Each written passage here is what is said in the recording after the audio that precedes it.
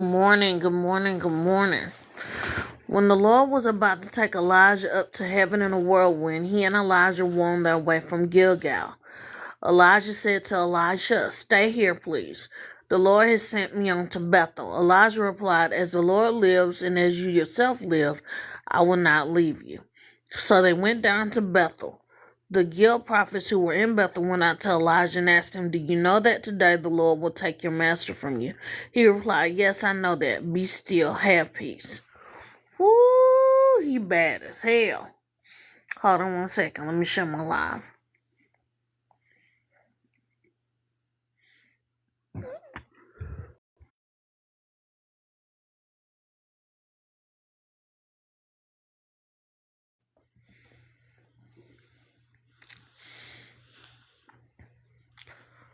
Yes, I know that. Be still, have peace. I'm going to read it again. When the Lord was about to take Elijah up to heaven in a whirlwind, he and Elijah were on their way from Gilgal. Good morning. Elijah said to Elisha, "Stay here, please. The Lord has sent me on to Bethel." Elijah replied, "As the Lord lives and as you yourself live, I will not leave you." So they went down to Bethel. The Gil prophets who were in Bethel went out to Elijah and asked him, "Do you know that today the Lord will take your master from you?" He replied, "Yes, I know that. Be still, have peace." He already had a relationship with God. God already gave him foresight. He's already walking in the fear and the admonition of the same Lord that Elijah was already walking in. Okay. Elijah said to him, "Elisha, stay here, please. The Lord has sent me on to Jericho." Elijah replied, "As the Lord lives and as you live, I will not leave you." So they came to Jericho.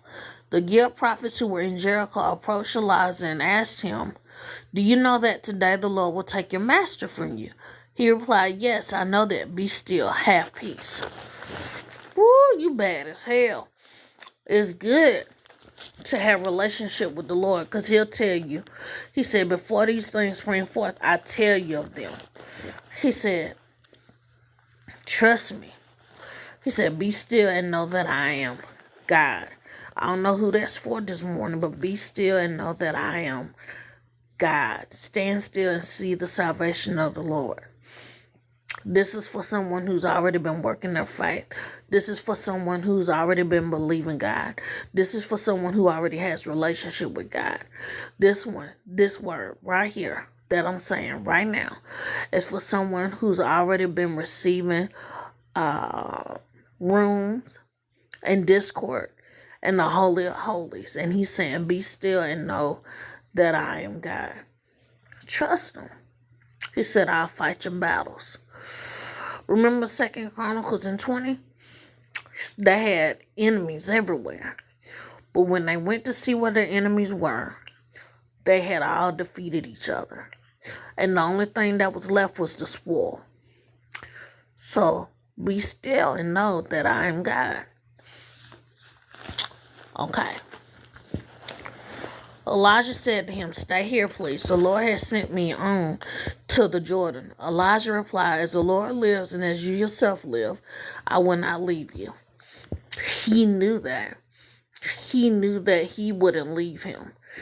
He knew that he could say that and that Elijah would receive it. So the two went on together. He's talking to him, knowing that today his Father in heaven was going to take his Lord. You get what I'm saying? He knew that. It's something about being able to be quiet and to be able to transition somebody. It's something about being able to be still and know that God is the Lord.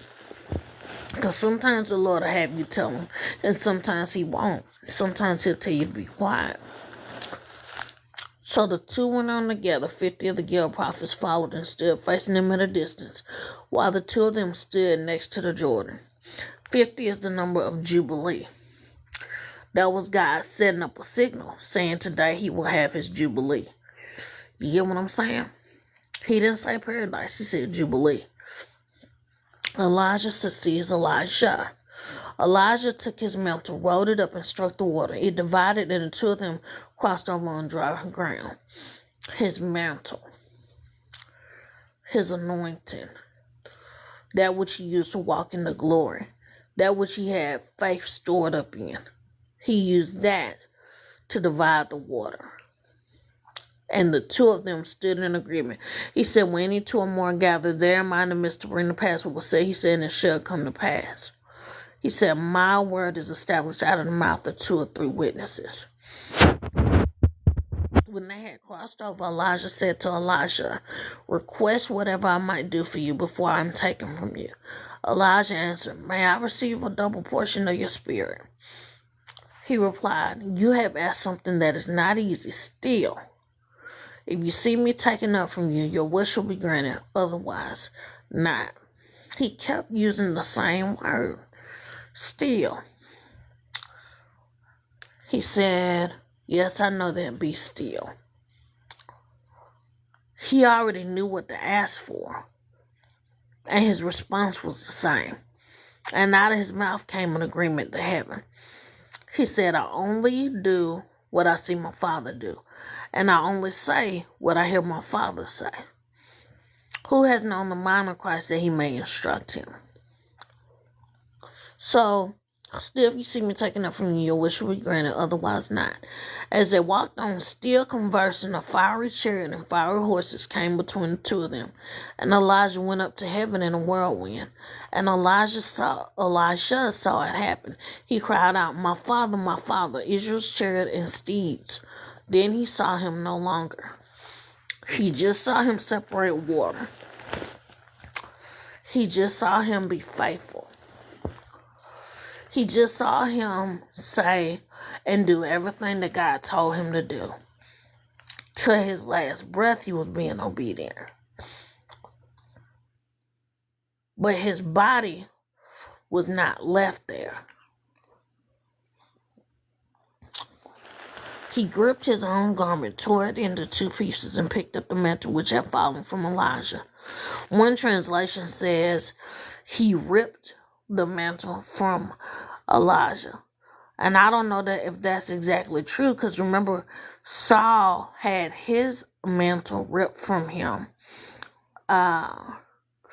His leadership got ripped from him because he tried to tear the cloak of Samuel. And he said, the same way that you tore my cloak is the same way the Lord is about to tear the kingdom away from you. So God didn't tear the kingdom away from Elijah. So when the translation says he picked up the mantle which had fallen from Elijah, I think it signifies it better that way. Even though the translator is not thinking when they wrote it, they're not thinking how if we have an American flag touch the ground, we burn it because we don't want to disrespect our flag. Men and women have died for it. They labored for that. You get what I'm saying? Elijah lived a life for that. So you have to understand within the context that there was no disrespect intended. So he gripped his own garment, tore it into 2 pieces, and picked up the mantle which had fallen from Elisha. When he tore his own garment into 2 pieces, it represents another foreshadowing of the veil. When Jesus is being crucified and the veil is torn in 2. He's saying that there was a portal that was opened up. Okay.